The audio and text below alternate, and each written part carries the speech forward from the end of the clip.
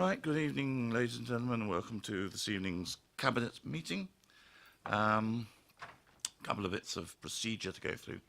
First of all, fire evacuation procedures for this evening's meeting.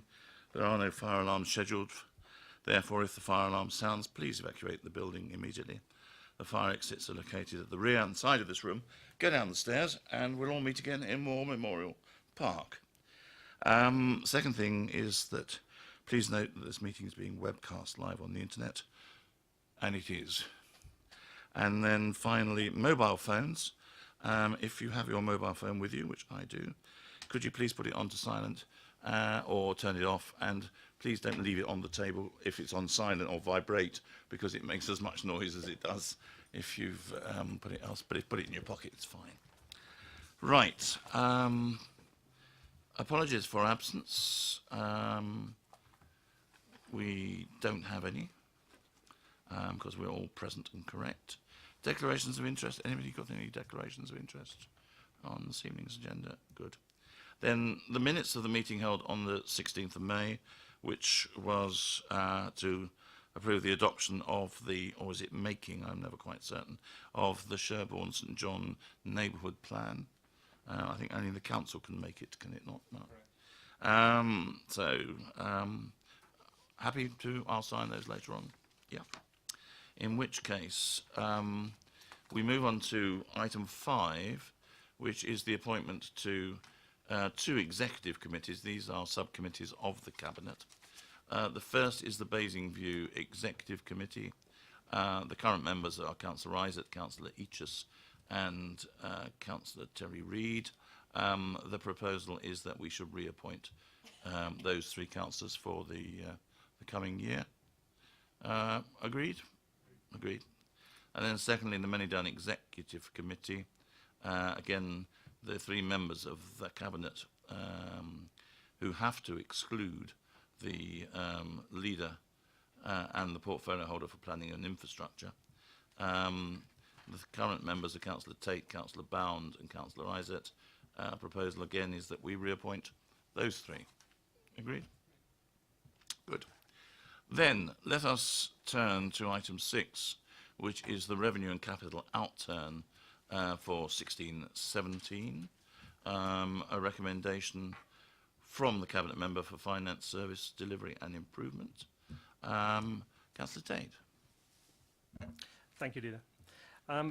As a preface to the report, I'd like to firstly congratulate the finance team on the accuracy and the delivery of the results and forecasting. I think it's also important within this report to note that the part played by all our colleagues within the administration and the officers in terms of these results, where they've been delivered with greater efficiencies, better cost management and the transforming of their operations, which I think is a very important direction that we're taking from this report and also for the future. This report also indicates the financial challenges that we face as a borough, and with the decreasing grant support from central government, and yet we continue, as is indicated in this report, to remain a low tax, high investing, efficient borough. In noting our financial performance, I'd also like to draw attention for the Cabinet to note the sound management which has enabled continued contributions to our strategic reserves, and even with the difficult financial situation, we've continued to invest in our communities. This year, 2016-17, we completed 10 lift projects. 2.17 million was allocated to 31 new lift projects, including the Tadley Youth Centre, the Sherborne Pavilion, tennis courts and storage at the Newton Village Hall and Hutch Warren Community Centre, in addition to extensions to the Buckskin Church and an upgrade to the play park at Wootton St Lawrence.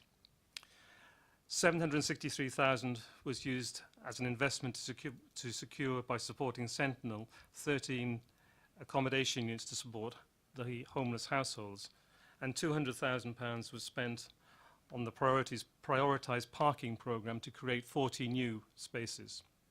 In addition, 20 new drop curbs were installed to improve access for disabled, and 1.1 million has funded 182 grant applications to support our disabled community. So within what is a basically financial report, there is a width of activity and investment which is clear across our community and helping and supporting those less fortunate groups within our community. However, whilst noting the good performance in 2016-17, it doesn't change the fact that in the subsequent years we will also be looking to enhance this performance to enable the continued development of our infrastructure, but also to develop the support for our communities. So I ask that the Cabinet note all these points, and I look for their support in developing this in the future. Thank you very much, Councillor Tate. Any points anybody wishes to make on this? Councillor Isaac. Yes, Leader. I just wanted to comment on the excellent work that's being done in relation to the Local Infrastructure Fund. As Councillor Tate has said, I think it demonstrates that we are using borough resources to the direct benefit of our residents, both in urban areas and in rural areas. And I know that in my ward, a lot of them recognise the good work that we do here and the good work that the officers do in actually enabling applications to go forward. So I think there's another a pat on the back required there for the officers in that team. Thank you. Anybody else? If not, then I think just I think the only thing I would wish to add to that is that it's a very good result in terms of accuracy of forecasting and the outturn, and it's something which some of us have had cause in the past to have raised some concerns over, and it's very good to see that the general trajectory has been about getting better every year, and so that we are making a full and sensible use of our financial reserves or financial strength. The capital is lower than we might have wished, but then that can always happen with capital projects, and I think that's just a function of timing rather than a function of that we're not doing things that we want to do. So we are asked, therefore, to request the Council to note the net revenue expenditure on services in a surplus of 343,000 before transfers to and from reserves, which I can't remember the exact figure, but is less than 1%, I think, or 2% of the total. Capital expenditure was 1.793 million, lower than the latest budget, and the contributions to and from reserves are set out in Appendix 4 and 5, which have been referred to above.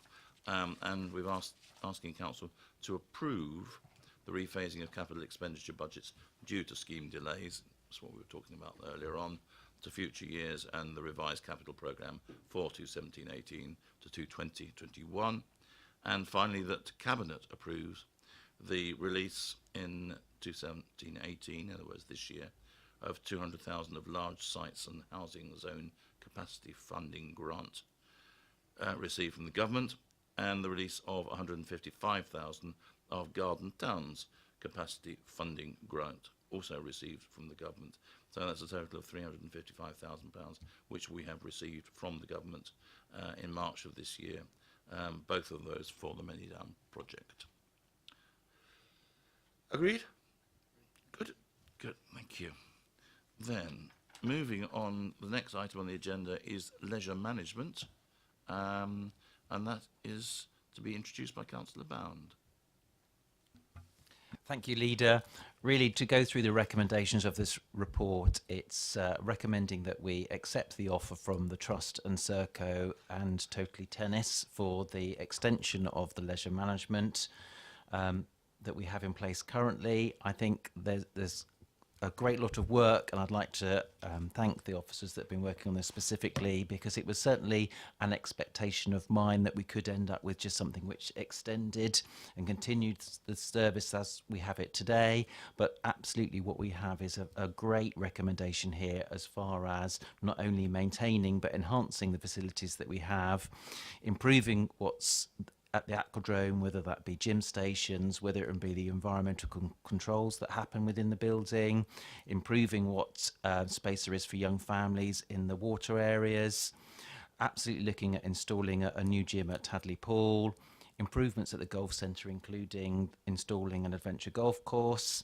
and working with Totally Tennis to get improvements in other facilities like the outside courts at Stratton Park.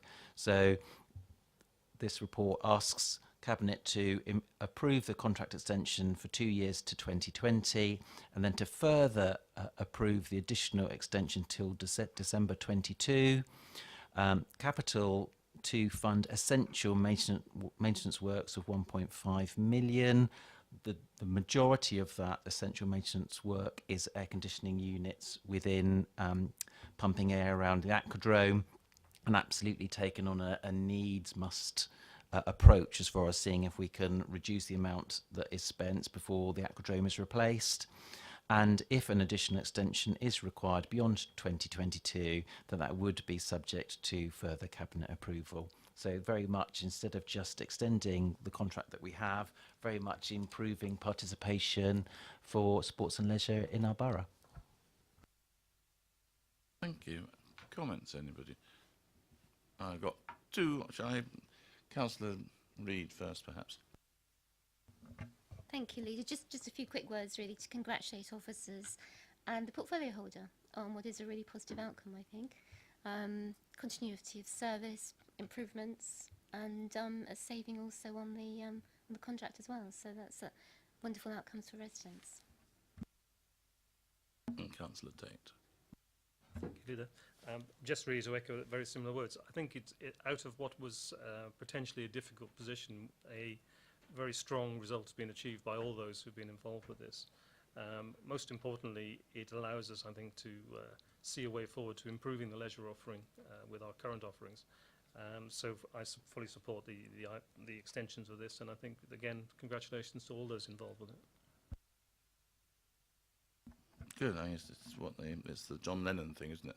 Is that life is what happens while you're busy making other plans, and this is definitely about life and it happening. So a good step. So we're all agreed, I think. Yeah.